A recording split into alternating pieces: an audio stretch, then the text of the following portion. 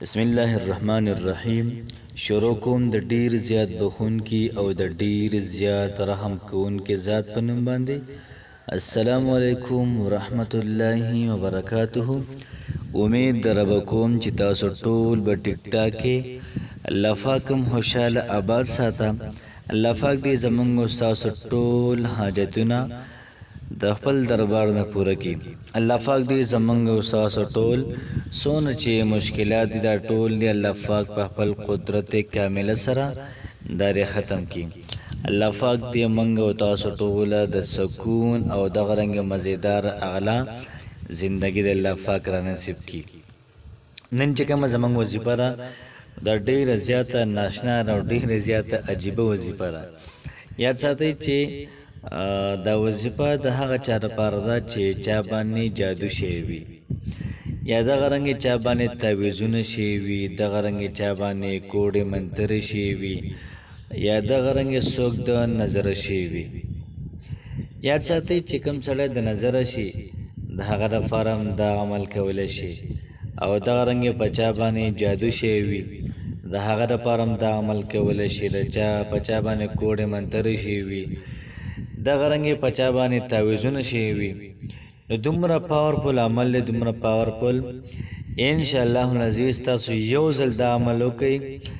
بعض وخت د انسان دا زړه دا تنګي، کاروبار ته اړه نه کېږي، دغه رنګې نوکرۍ ته زړه نه کېږي، دغه رنګې نه چای ته اړه کېږي نه خوراک ته اړه کېږي، یو څیز ته اړه نه کېږي، بس سړی بند وي او دی دا وایي چې زما دا زړه به څه سره کولاو شي.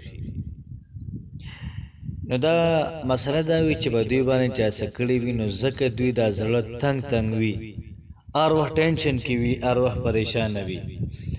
نن زه تاسو ته یو عمل هم ډېر زیاته ناشنا عمل دی، لږ ګران دی، او ظاهر یو پیری ټرای وکئ، پیدا به درکېدله.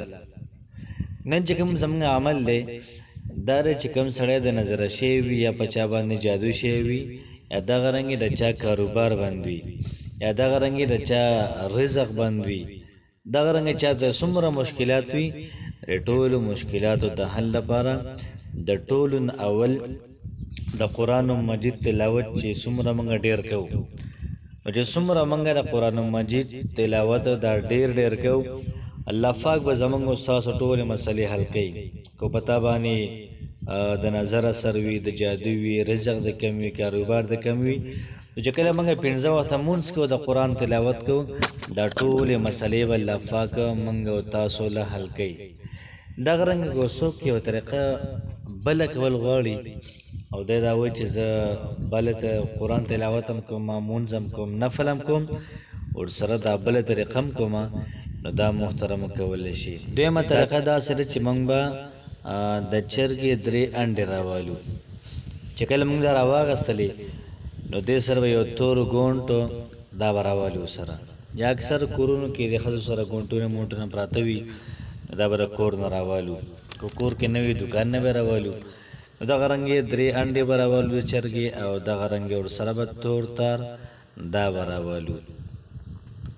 نو دې سبب چې به کم سړي باندې چا جادو کړی وي، کم سړی نظره شوی وي، کوډې به شوی وي، دغه رنګې کاروبار بند وي، دغه رنګې د رزق مسله ورته وي، نو دا به کښېنو.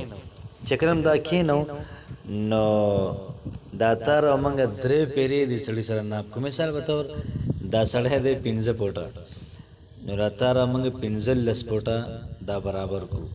مطلب دا شو چې یو پیره به ورسره ناپ کړو، بیا به ورسره ناپ کړو، بیا به ورسره ناپ کړو، نو 3 پیرې به دا تار د سړي سره ناپ کړو. چې کله ناپ کړو د لومبۍ انډې نه به په دې طریقه باندې تاو کې تاسو ته سکرین باندې دا ښکاري، دا قشن به تاو کې، بیا به د انډه راوالي، او په دې کم سړي باندې اثر وي د دې سړي نه به 2 پیرې تاو کې، او په هر پیره باندې بسم الله الرحمن الرحیم وي.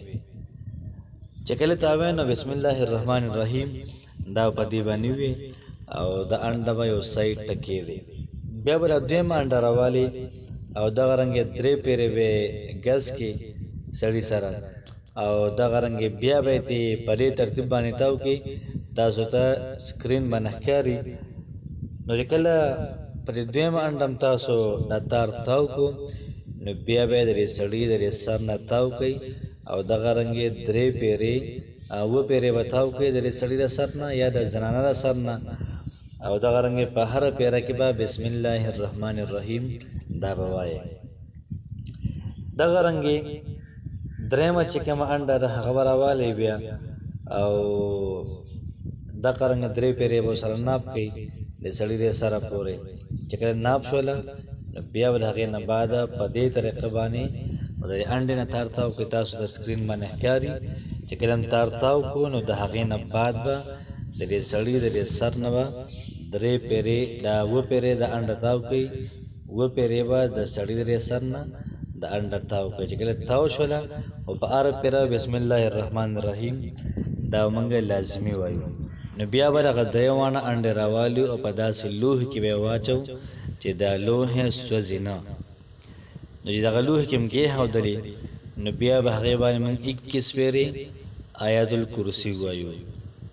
بیا به د هغې نه بعد 21 پیرې په هغې باندې سورة الکوثر وایو او بیا به د هغې نه بعد 11 پیرې درود شریف وایو او دغه رنګ بیا به 11 پیرې په هغې باندې سورة الفلق وایو 11 پیرې په هغې باندې سورة الناس وایو او بیا به درود شریف وایو او دغه انډې به پې دم کو.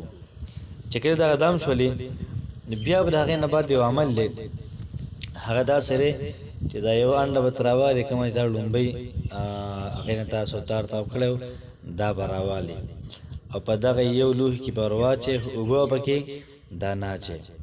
نو چې کله دې دغه لوښی راواغېستو په سلنډر دې کېښودو په اور دې کېښودو داسې 3 ګزه فاصله کې به ترې ودرېږي او په دې پسې به اور بل کړي خو دغه انډه په دې لوښي کې داسې وي چې دې کې اوبه نه وي اوس لوښی وي.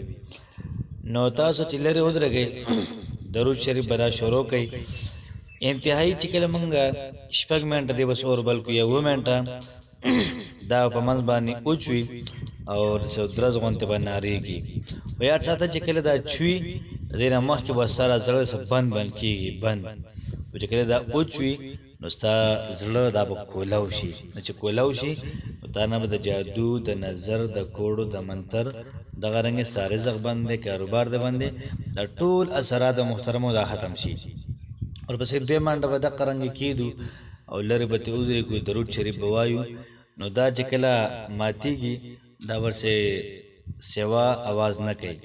دغه رنګ بیا به دا درېیمه راوالو دا به کېدو په اور باندې او دغه رنګې دغه ترتیب به ورسره وکړو لرې به ترې ودرېږو او درود پاک دا به ولولو. انشاءالله العزیز تاسو دا عمل وکړئ لږ ګران دی دا عمل تاسو کوئ نو چې هر قسم لا بنده شوي انشاءالله العزیز الله پاک به په خپل قدرت کامله سره ختم کړي.